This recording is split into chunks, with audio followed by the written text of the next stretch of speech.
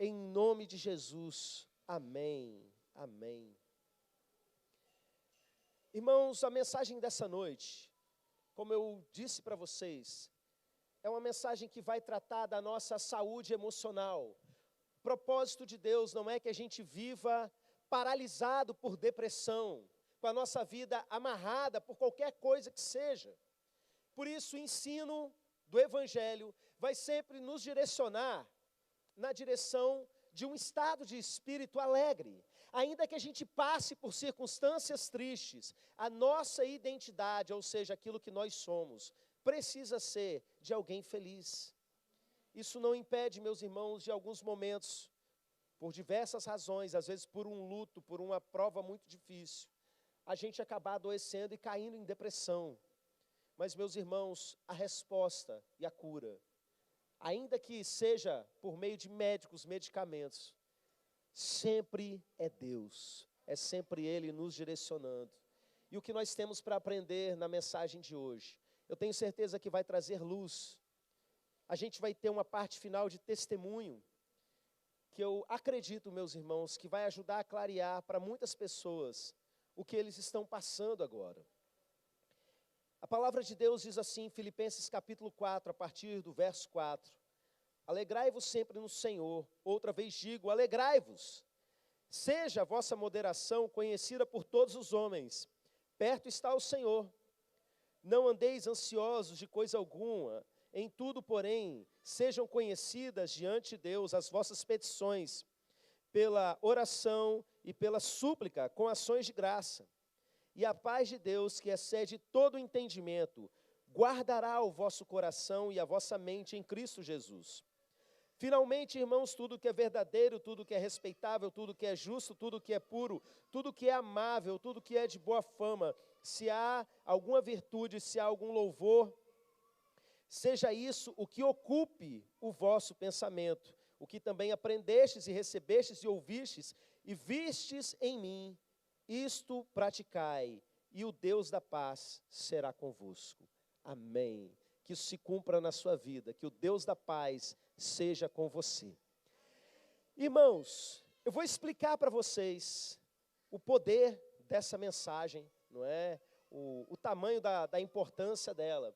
Mas eu queria, antes de entrar no texto propriamente dito, explicar para vocês por que volta e meia a gente volta na carta de Paulo aos Filipenses. Há poucas semanas atrás, numa preparação já para o Setembro Amarelo, eu preguei uma mensagem nesse mesmo capítulo, num texto um pouquinho mais para frente. E eu vou explicar para vocês, e vocês vão entender bem o porquê disso. E ao longo da sua vida, volta e meia, você vai querer voltar para essa carta. Você já ouviu uma conversa de telefone, que você só ouvia a pessoa de cá falando, e ficava tentando adivinhar o que era a conversa? Você já viu isso no ônibus? O assunto está tão esquisito, né, que você fica assim, gente, o que aconteceu? O que a pessoa respondeu depois disso? E a maneira como a pessoa fala do lado de cá, você imagina o que a outra está passando do lado de lá. Irmãos, as cartas de Paulo são desse jeito. A gente não tem muitas informações, às vezes históricas, a respeito do que aquela igreja em específico estava vivendo, mas pelas coisas que Paulo está falando do lado de cada ligação, né? Nas cartas que ele está mandando, a gente consegue entender o que eles estavam passando. E não só isso, meus irmãos, mas a gente consegue entender, talvez, não necessariamente o que eles estavam passando, mas o que eles já iriam passar. E eu posso falar isso como pastor de igreja que prega constantemente. Quantas vezes Deus me dá uma palavra, eu não sei nem porquê, eu só pergunto para Deus qual é o texto e caio dentro. E logo depois, nós como igreja vivemos uma situação que Deus estava nos preparando. Irmãos, antes da pandemia começar, ali no início de 2020, final do ano de 2019, foram várias mensagens preparando a igreja para aguentar dificuldade, sofrimento, dor. A virada do ano foi toda esquisita nesse sentido de preparação, e eu só sabia no meu coração, vai dar ruim. Alguma coisa vai acontecer, mas vai dar bom, porque Deus está preparando a gente. Deus não é pego de surpresa. Então, quando eu olho para a carta de Filipenses, é a carta conhecida como a carta da alegria, porque o tempo fala de novo, alegrai-vos. E na sua versão vai dizer, regozijai-vos. E aí quando você pensa que acabou, Paulo vira e fala assim, gente, alegrai-vos. Eu sei que eu já falei, mas vou falar de novo, que é bom para vocês ouvir, e para mim é importante falar isso. Alegrai-vos no Senhor. Você sabe o que é isso? O outro lado da conversa. Existia uma igreja que precisava de alegria. Existia um povo, não necessariamente uma única pessoa, mas muito provavelmente muitas pessoas vivendo aquilo que hoje a gente chamaria de depressão, vivendo um processo longo de angústia. A gente consegue até imaginar por quê, meus irmãos, já que as igrejas do Novo Testamento, via de regra, estavam debaixo de perseguição. E no caso dessa carta, o líder deles, o apóstolo Paulo, estava preso, meus irmãos, há bastante tempo. E Paulo manda uma carta dizendo, ei, eu estou preso, mas eu estou livre. O evangelho do Senhor está livre. Eu estou aqui acorrentado em cadeias, mas eu estou alegre porque eu aprendi o segredo de ser contente tanto na dificuldade quanto na fartura. Ele fala que pode todas as coisas naquele que fortalece. Então, meus irmãos, o tempo todo, quando a gente lê a carta de Paulo aos Filipenses, nós temos uma receita contra as nossas angústias e uma verdadeira bula de remédio para quem está em depressão. Várias vezes nós lemos, e eu preguei muitas vezes, inclusive nesse mesmo texto. E essa noite nós temos coisas muito preciosas para falar a respeito disso. E eu não vou começar do primeiro versículo que nós lemos, eu vou começar do 7. E você vai entender por quê. E a paz de Deus, que excede todo o entendimento, guardará o vosso coração e a vossa mente em Cristo Jesus. Eu quero que você pense na figura de mente e de coração, porque quando a gente fala de depressão, há uma batalha acontecendo com relação aos nossos pensamentos e com relação às nossas emoções.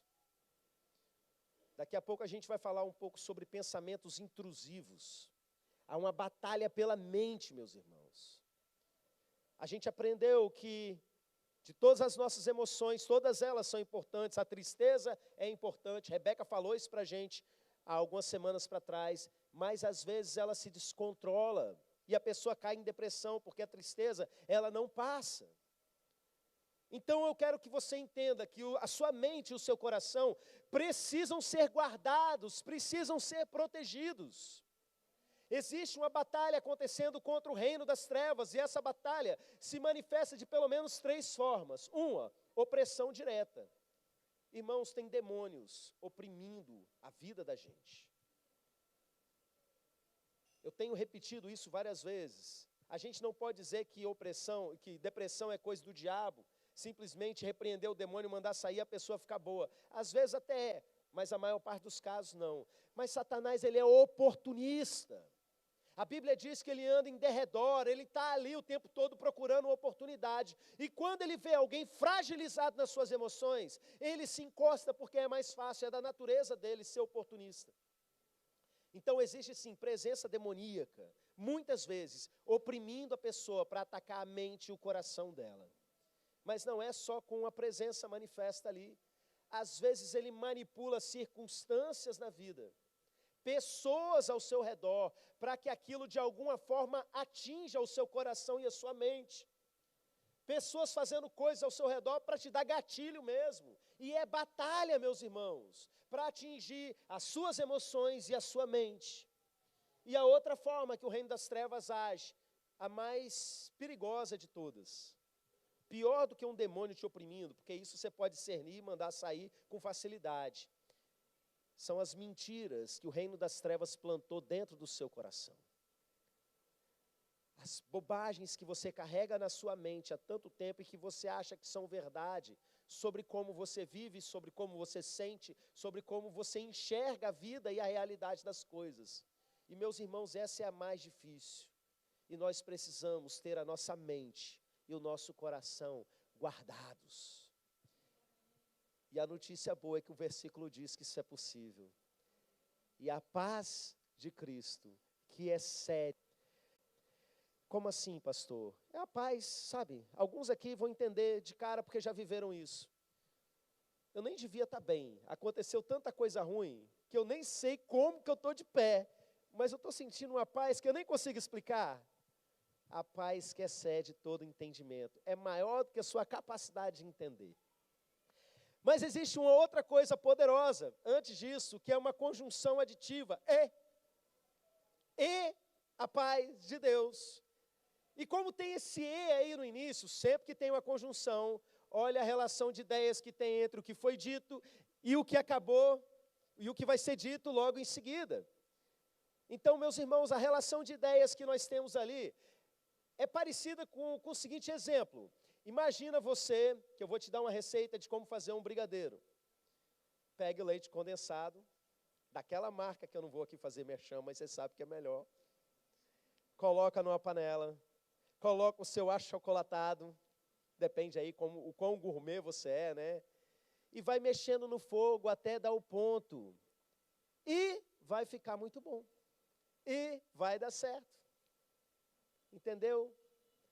Algo foi dito, algo foi ensinado. E a paz de Deus, que excede todo entendimento, vai guardar a sua mente e o seu coração.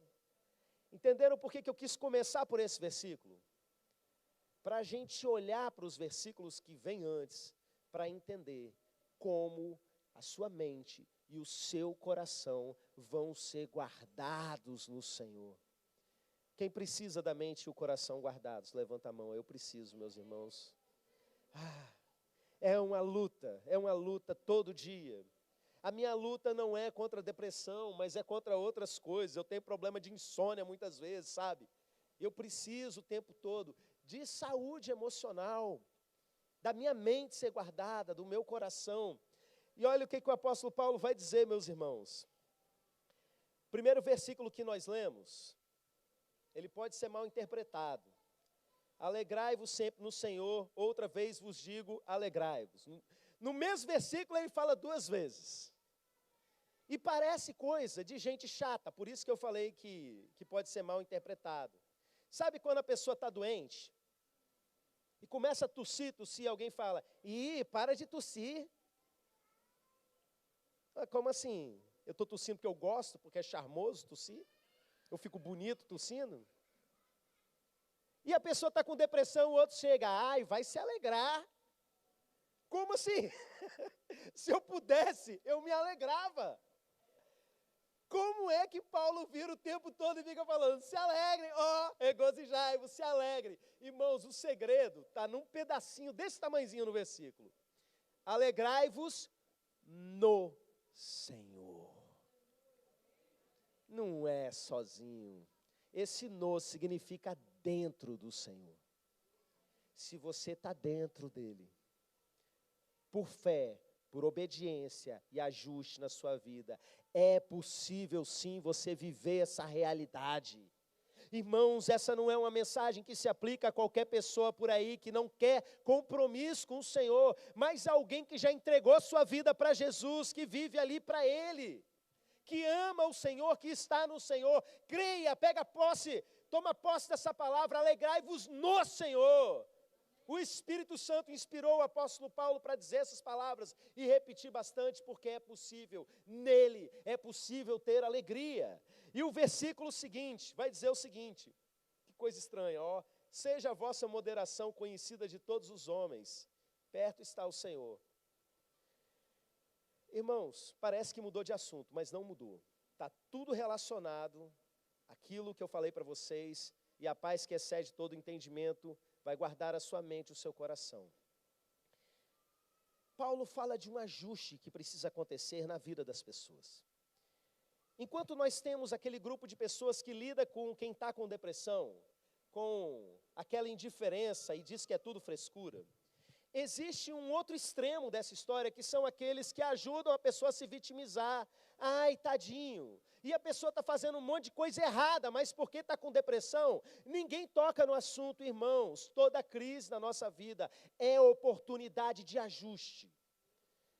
Acho que umas 2 quartas-feiras passadas, a pastora Jennifer esteve aqui e deu um testemunho sobre quando ela viveu depressão pós-parto. E ela falou que quando a gente está nesse estado, tudo que está mal resolvido dentro da gente vem à tona. Problemas antigos que você carrega, de repente, porque você está em depressão, tudo isso vai vir à tona. Isso é ruim? É, mas é bom, porque é uma oportunidade para você melhorar. Eu me lembro quando a Jennifer estava passando por esse processo. Ela me olhou estranha ali. Estou citando seu testemunho, calma. A psicóloga pediu para eu ir junto. E quis que uma das sessões conversasse com ela. E ela perguntou o que eu estava achando daquela depressão. E eu expliquei para ela, apesar de ser algo terrível, ver a Jennifer sofrendo. Eu estava vendo o agir de Deus. A psicóloga era crente, né? Daquela tipo que falava assim, vira. Você acha que tem demônio nessa história? Eu gosto dessas psicólogas assim, sabe? Irmãos, eu virei para ela e falei assim, a Jennifer sentou e resolveu problemas que ela tinha com pessoas há tantos e tantos anos. Acho que ela comentou isso no testemunho dela. Procurou minha mãe, pediu perdão. Procurou meu pai, gente da família dela, sabe? Ela soube aproveitar que estava tudo vindo à tona para resolver as pendências. Então, quando Paulo chega no meio desse processo, falando para uma igreja com muitas pessoas em depressão, e ele vira e fala, alegrai-vos, ele vai lá e joga um ajuste. Ele fala algo que as pessoas precisam fazer. E presta atenção, porque isso, todas as pessoas em depressão precisam saber. Seja a vossa moderação conhecida de todos os homens, perto está o Senhor. Moderação é uma palavra esquisita para a gente, mas outras traduções vão chamar aí de amabilidade ou gentileza. Seja a sua gentileza conhecida de todos os homens. Olha aqui para os meus olhos verdes. Não é porque você está mal que você tem direito de pisar nas pessoas. Não é porque você está com depressão que você tem carta branca para fazer maldade e para descontar a sua infelicidade nas pessoas ao seu redor. Então aproveita para fazer esse ajuste em você. Não justifica. Porque o apóstolo Paulo não está falando só para você ser gentil com todo mundo. Ele está falando, seja você conhecido por isso. Esse é o padrão da igreja de Jesus, inclusive para a igreja de Filipenses, que tinha tanta gente deprimida ali naquele lugar. Você conhece alguém que é conhecido por ser alguém muito gentil, muito amável? É difícil, né? Agora, se eu perguntar para você, você conhece alguém que é reconhecido por ser grosso igual uma porca? Gente que trata as pessoas mal, que qualquer coisa, mexe comigo não, que hoje eu não estou num dia bom, e já começa a dar patada nos outros. Acerta a sua vida, perto está o Senhor. E esse perto está o Senhor, você pode entender de duas formas. Deus está vendo, e Ele está perto de você, Ele vai te ajudar. O fruto do Espírito está ali para frutificar na sua vida, o Espírito Santo. Perto está o Senhor, está dentro de você. Deixe Ele assumir o controle e se renda a Ele na hora da angústia, na hora da raiva. E o texto segue, dizendo um versículo que, se você não sabe de cor, coloca na porta da sua prateleira. Para toda vez que bater aquela ansiedade, você ir lá comer no meio da madrugada, comer numa hora que você não está nem com fome, é só ansiedade, você bater de cara com esse versículo lá na sua geladeira. Não andeis ansiosos de coisa alguma, em tudo, porém, sejam conhecidas diante de Deus as vossas petições, pela oração e pelas súplicas com ações de graças. Deus não quer que você viva ansioso, preocupado com coisas que ainda não chegaram. Essa preocupação, meus irmãos, é a gente sofrer por antecedência. Todos nós vivemos isso num nível ou outro. Ansiedade na nossa vida é a gente ficar sofrendo antes do problema acontecer. Para quê? Você vai sofrer duas vezes. E Jesus ensinou para a gente, não é? Sobre os cuidados dessa vida. Confia nele. Confia nele e fica em paz. Falar é fácil, né, pastor? Mas como é que eu vou fazer isso? Graças a Deus que a receita veio completa. a gente vai fazer conhecido diante de Deus. É engraçado isso, porque Deus é aquele que conhece, que sabe todas as coisas, mas mesmo assim você precisa botar para fora. E aí ele fala de 3 coisas, em orações, porque oração é no sentido geral, oração é conversa com Deus. Então, você precisa botar para fora aquilo que está te angustiando. Você precisa fazer de conta que Deus não sabe e tornar conhecido na conversa. Sabe por que eu estou assim? Meu pai, porque amanhã eu vou fazer essa prova, porque amanhã eu vou fazer isso e isso, porque amanhã eu vou ter essa e essa conversa difícil. Começa a contar. Façam conhecido por meio da oração. Mas aí Paulo fala de uma segunda coisa, súplicas, que é uma parte da oração, ou uma modalidade de oração. Porque não tem a ver só com você botar para fora para ter alívio. Tem a ver com você conversar com quem resolve o problema. Não é só desabafar, é resolver por meio da oração. Tem a ver com as suas súplicas. Quem aqui já ouviu falar do pastor Po Yong-cho? Autor do livro A Quarta Dimensão, vários outros livros. Ele morreu recentemente, não sei se no ano passado ou no ano retrasado, já bem velhinho. E o pastor Po Yong-cho, ele foi o pastor da maior igreja evangélica do mundo. Não sei quantos milhões de pessoas, não é? Essa igreja aqui do lado da pastora Tânia é congregação dessa mesma denominação dele. E é um cara que ensinou o povo evangélico a orar com fé e orar de forma específica. E uma das coisas, dos milagres, muitos milagres que ele vivia no seu dia a dia, né? Um dos segredos que ele contou para isso foi que ele orava, até chegar um momento que ele sentia que já tinha recebido. Ele se sentia grávido daquilo que ele estava pedindo. Ele começa a história dele falando, né? Que ele precisava de uma bicicleta, uma mesa, uma cadeira de rodinha. E de repente ele pediu, até ele sentir de Deus que ele já tinha recebido. Não tinha nascido ainda, mas ele já estava grávido da bicicleta, da mesa, da cadeira. O pessoal riu dele a beça. Mas nos meses certos de gestação, essas bênçãos nasceram para ele. Irmãos, eu acho isso interessante, porque a partir do momento que você ora, ao ponto de você crer que Deus confirmou que é seu, fique em paz. Não tem mais por que ficar ansioso. Deus já foi na frente, já resolveu isso para mim. Como é maravilhoso quando bate essa paz no nosso coração. E aí tem uma terceira coisa que ele fala sobre essa conversa com Deus, que é as ações de graça. Você parar na sua oração para agradecer a Deus.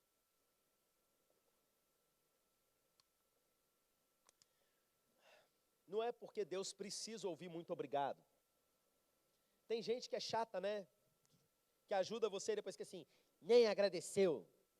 Eu já vi crente fazendo isso, um com o outro. Dei carona, levei para o posto de saúde, nem um muito obrigado. O irmão estava lá carregando a criança, passando mal, desesperado, achando que estava lidando com um irmão e o cara estava ali querendo receber algo. Nem um muito obrigado. Deus não é assim, não.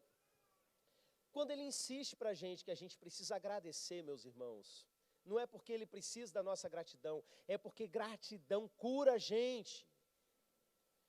Quando você começa a agradecer a Deus, você começa a trazer à memória coisas que você pediu para Deus, e Ele fez na sua vida.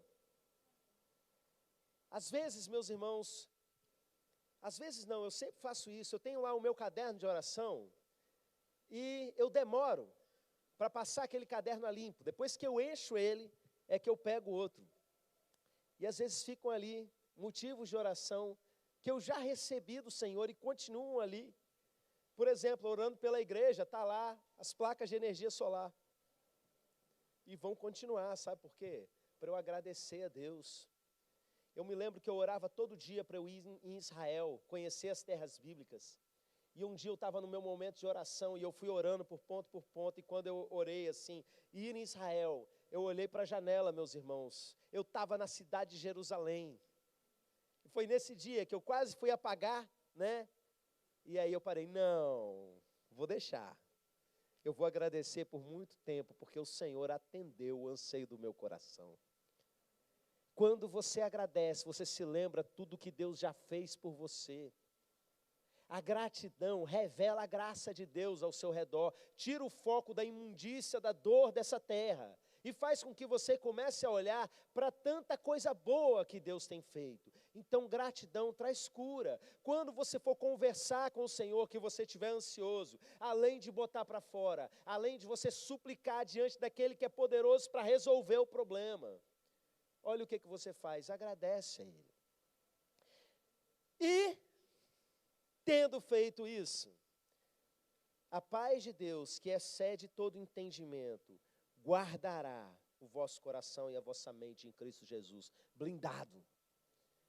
Aí aqui nós temos um pedacinho final, que diz assim: finalmente, irmãos, tudo que é verdadeiro, tudo que é respeitável, tudo que é justo, tudo que é puro, tudo que é amável, tudo que é de boa fama, se alguma virtude há e se algum louvor existe, seja isso o que ocupe o vosso pensamento. O que também aprendestes e recebestes e ouvistes e viste em mim, isso praticai, e o Deus de paz será convosco. Eu gosto dessa tradução que, ao invés de dizer nisso pensai, traduz como ocupe o vosso pensamento. Porque a gente falar nisto pensai, às vezes a gente pode entender isso mal, como se a gente pudesse controlar os primeiros pensamentos que vêm. Lá no nosso retiro eu sempre faço aquela brincadeira, em determinado momento, viro para um irmão e falo assim: Eric, não pense em um macaco. Não pense em um macaco bem orelhudo, bem dentuço, rindo. Já era, você não controla. E é aí, meus irmãos, que se a gente não toma cuidado, a gente acaba alimentando pensamentos e pensamentos ruins que vão fazer mal dentro da gente. E eu queria, nesse momento, dar um testemunho de uma situação que eu vivi, que está muito relacionada a isso. Há mais de 20 anos atrás. Eu estou velho, tá? Já tenho os cabelos brancos aparecendo. Irmãos, eu comentei em algumas mensagens ao longo desses últimos anos que eu já passei por processos depressivos na minha vida. Eu passei por uns momentos bem obscuros, mas eu nunca dei detalhes para os irmãos o que de fato aconteceu comigo. Acho que com alguns irmãos da Semana de Primícias, eu cheguei a comentar algumas coisas mais específicas a respeito. Mas, meus irmãos, houve uma época que eu estava perdido dentro dos meus próprios pensamentos. E para você entender isso, eu vou contar um pouquinho mais lá de trás, na minha adolescência, algumas coisas que aconteceram comigo. Quando eu era adolescente, eu gostava muito de estudar parapsicologia. E por conta da parapsicologia, eu era de resumir livro do Padre Quevedo, meus irmãos. Essa era a minha praia ali, nos meus 15, 16 anos. Estudar os fenômenos paranormais que aconteciam, atribuídos por aquele grupo de pesquisadores, né, à mente humana. E com isso eu comecei a estudar tudo que estava à minha disposição, de psicologia e de hipnose. O que não era muita coisa. Eu morava no interior, eu ia para a biblioteca pública da cidade, pegava tudo que tinha e ficava ali com o meu conhecimento de adolescente, tentando desvendar aquelas coisas. Irmãos, eu hipnotizava pessoas e eu fazia auto-hipnose comigo. E eu tinha um projeto em mim ao fazer isso. Eu queria criar um tipo de sistema operacional para a minha mente, para que eu explorasse, por meio de auto-hipnose, o máximo do meu potencial físico e mental. Na minha cabeça de adolescente, eu queria ganhar superpoderes. Mas deu ruim. O que deu? A hipnose em si, ela não é perigosa. Perigoso foi o que foi acontecendo, paralelo a isso, na minha mente. Algumas coisas eu fui passando em várias áreas da minha vida. E uma delas, inclusive com o meu próprio relacionamento com Deus, por uma falta de entendimento bíblico naquele texto de blasfêmia contra o Espírito Santo. É um texto que diz que aquele que blasfema contra o Espírito Santo, Jesus fala, né, não há perdão. E aí eu achava que blasfemar contra o Espírito Santo era falar alguma coisa contra o Espírito Santo. E não é isso, o contexto do texto não é esse. Mas na minha cabeça de adolescente, isso ficou. E um dia, numa certa madrugada, eu pensei algo contra o Espírito Santo. E a partir disso, meus irmãos, eu entrei numa angústia muito grande. Eu contei isso uma vez aqui num culto, quando eu estava explicando sobre esse texto. Eu fui para a cozinha de noite, fui beber água, fiz barulho para acordar meu pai, acordei, falei com ele nem se lembra disso, né? Ele me explicou, me deu um livro do Billy Graham para eu ler lá, que tratava desse assunto e tal. Mas, meus irmãos, a partir desse processo, desencadeou na minha mente uma coisa que hoje a gente sabe, conhece bem, mas na época eu não sabia, chamado pensamentos intrusivos. O que é um pensamento intrusivo? É um pensamento que é um intruso na sua mente. Você não está ali querendo ter ele. Ele é involuntário, mas de alguma forma ele agride você. Por ir contra os seus valores, não é? Por de alguma forma ser algo violento e agressivo. Eu lembro da música da Simone lá, né? Pensamentos que me afligem, basicamente isso.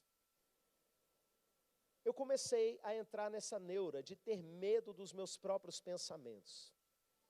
Para piorar a situação, a gente saiu da cidade onde a gente morava, veio para Grande Vitória, e eu já estava num momento ruim, e fiquei longe de todos os meus amigos, e pior, preso dentro de casa o dia inteiro, num bairro da periferia da Serra, onde meus irmãos saíam para trabalhar, todos os dias passavam o dia inteiro fora, e eu ficava dentro de casa, estudando sozinho, de manhã, de tarde e de noite. E meus irmãos, aquilo foi piorando dentro de mim. Os pensamentos intrusivos, eles podem ser pensamentos negativos, eles podem ser pensamentos violentos, eles podem ser pensamentos sexuais, eles podem ser pensamentos trágicos, eles podem ser pensamentos de algo nojento, algo que te causa asco. Eles podem ser pensamentos, como eu citei para vocês, teologicamente agressivos. Eu tinha todos. A situação foi ficando muito ruim, porque à medida que aquilo ia aumentando, e aí eu falei para vocês da questão da programação, da auto-hipnose, se eu entrava no meu sistema, no meu mundo, né, de programação, o risco era muito maior, porque eu poderia soltar ali uma sugestão, e eu acabei fazendo isso algumas vezes, contrário do que eu queria. Então eu entrava num estado profundo de sugestão e soltava alguma coisa ali, alguma frase que não devia. Pelo efeito, não pense no macaco que eu falei agora há pouco. Eu não posso pensar isso, eu tenho que pensar aquilo, pronto, eu já pensei. Eu sempre ensino para a igreja aquela frase antiga, não é? Você não pode impedir um pássaro de pousar na sua cabeça, mas você pode impedir que ele faça ninho. E a aplicação que normalmente a gente faz nisso está relacionado a compulsões sexuais, a várias coisas, não é? A gente ensina muito isso em alguns seminários específicos da igreja, mas, meus irmãos, uma forma de fazer com que o passarinho faça ninho na nossa cabeça é através do reforço negativo, medo e culpa, e eu tinha tudo isso junto. Eu tinha tanto medo dos meus pensamentos que eu não dormia. E minha mãe chegava no quarto para acordar meus irmãos para ir trabalhar de manhã, e olhava para a minha cara, e eu falava, não dormi até agora. E isso, meus irmãos, por muito tempo. 24 horas por dia.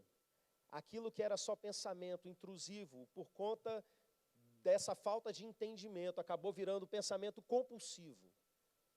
Então você chegava para falar comigo, o meu olhar estava normal, a minha voz estava normal, mas em segundo plano, na minha cabeça, estava rodando uma porção de coisa maluca, 24 horas por dia, meus irmãos. Eu estava a ponto de ter um surto e ninguém sabia. Eu estava a ponto de me fragmentar por dentro e ninguém sabia. E o isolamento piorava tudo isso. Eu me lembro que uma vez eu fui visitar uma amiga minha, a Alice, que por um acaso é a nossa segunda vice-presidente, minha amiga desde esse tempo. Eu estive lá na casa dela, tinha muitos jovens da igreja deles lá, e meus irmãos, eu não conseguia nem socializar. Era silêncio a maior parte do tempo. Por quê?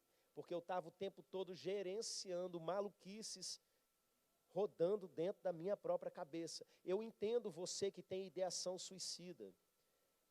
O pior para mim não era pensamentos de morte, era mais os violentos, eram os trágicos, era de tudo, sabe? mas eu entendo você que luta frequentemente com pensamentos que você não gostaria de ter.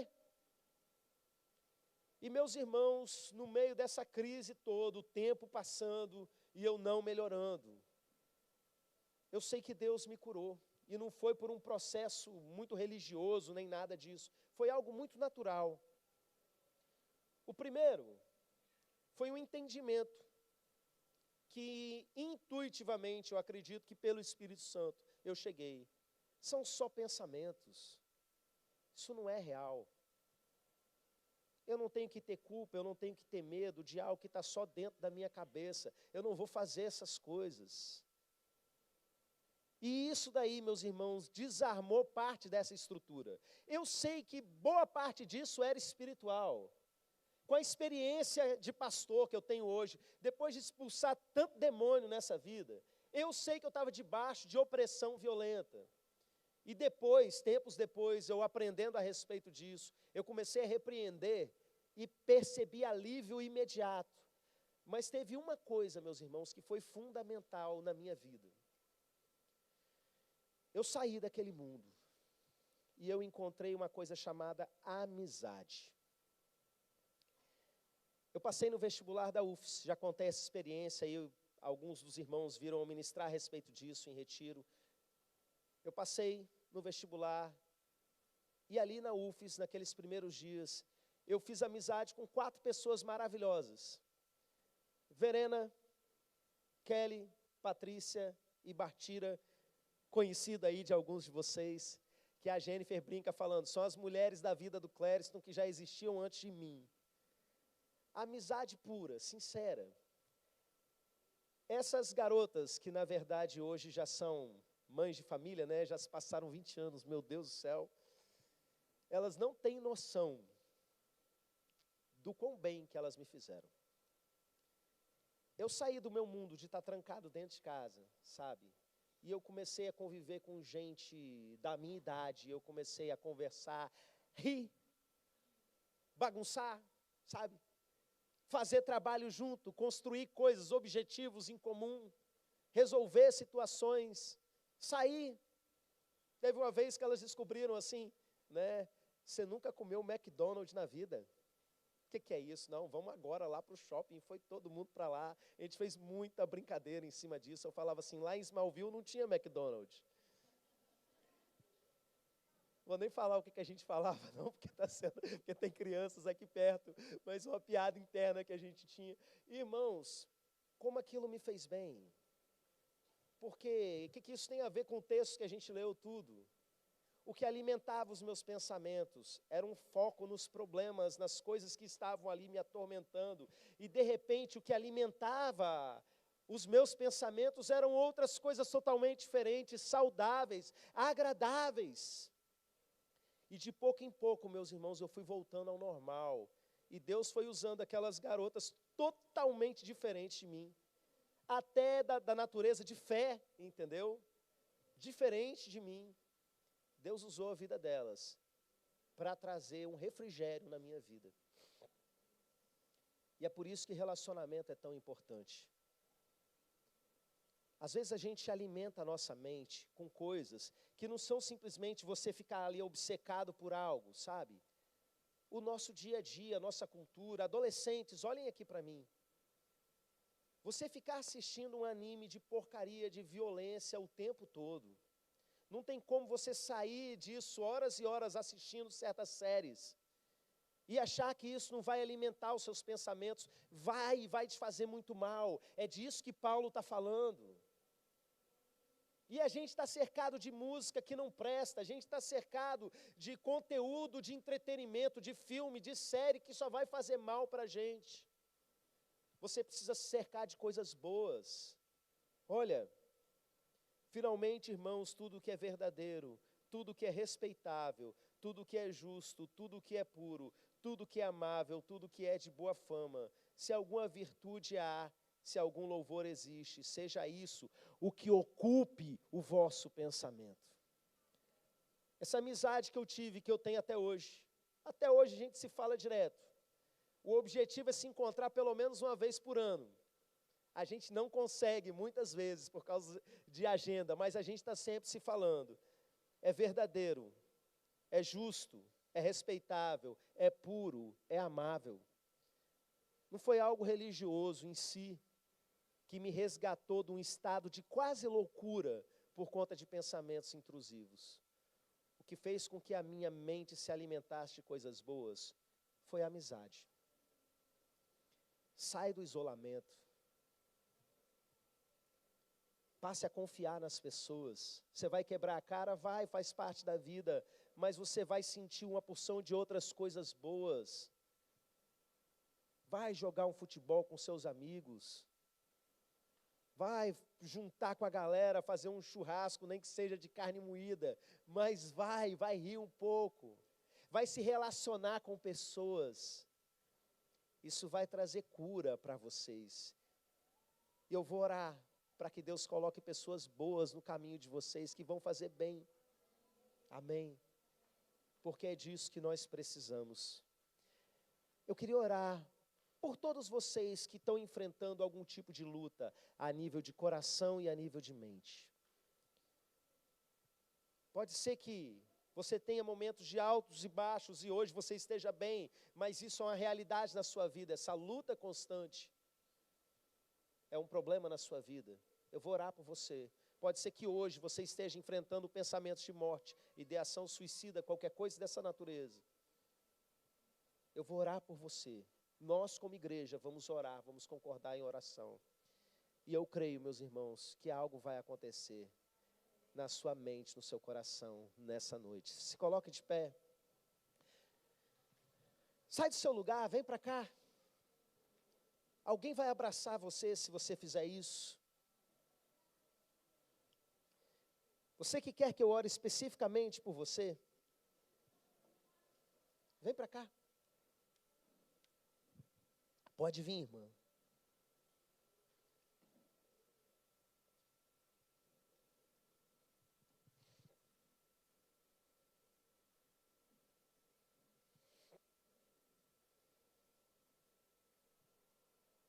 Vai dar certo. Vai passar.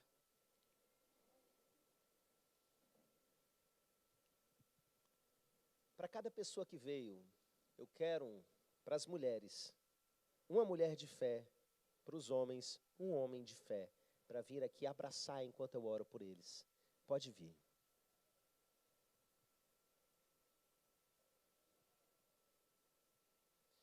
Eric, tem uma pessoinha ali, ó. Abraça ali.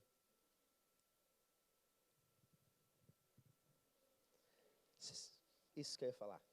Amém. Olha aqui para os meus olhos azuis. Já foi pior, não é verdade? Eu estava lá. E vai passar. Amém? Estenda as mãos de vocês na direção deles. Pai, eu te louvo porque o Senhor está fazendo uma obra grande aqui nesse momento.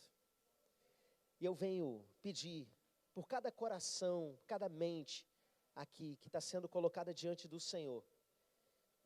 Não importa o problema, se são pensamentos intrusivos, obsessivos, se é depressão, se é ideação suicida, se é um estado de instabilidade qualquer, se é algo que nem eles sabem o que é, mas está doendo. Mas eles estão sofrendo, meu Pai. Nós sabemos que no Senhor, como o texto diz para a gente, nós podemos nos alegrar, meu Pai. E nós tomamos posse dessa palavra, nós cremos nela. E nessa noite eles vão sair daqui com isso, com alegria no coração, com certeza de que o Senhor está cuidando, meu Pai. Eu oro por aqueles que têm se isolado de alguma forma, seja por trás de uma rotina muito atribulada, seja por trás de uma timidez ou qualquer circunstância. Pai, que nenhum deles se isole. Como disse Zinzendorf, nenhum homem é uma ilha. E eu sei, meu Pai, que o Senhor tem pessoas para ajudar nesse processo. Nós somos feridos por pessoas, mas também somos curados por pessoas. Providencia amizades verdadeiras. Abra o coração deles para que eles possam contar com outras pessoas, meu Pai, que eles possam se arriscar em relacionamentos, em amizades puras, verdadeiras. Eu peço, meu Pai, que a Tua mão esteja sobre eles nesse momento, enquanto eles estão sendo abraçados, que o próprio Jesus esteja abraçando. A Tua palavra diz que a igreja é corpo do Senhor, aqui estão os Teus braços. E seja Jesus abraçando cada um desses, meu Pai, em nome de Jesus. Eu oro por aqueles que nos assistem à distância e que estão passando por esse tipo de luta. Eu oro por aqueles que não tiveram força para vir aqui à frente, mas sabem que precisam dessa oração. Que essa mesma palavra os alcance nesse momento, no nome de Jesus. Amém, amém. Vamos aplaudir ao Senhor. Glória a Deus. Amém. Podem se assentar.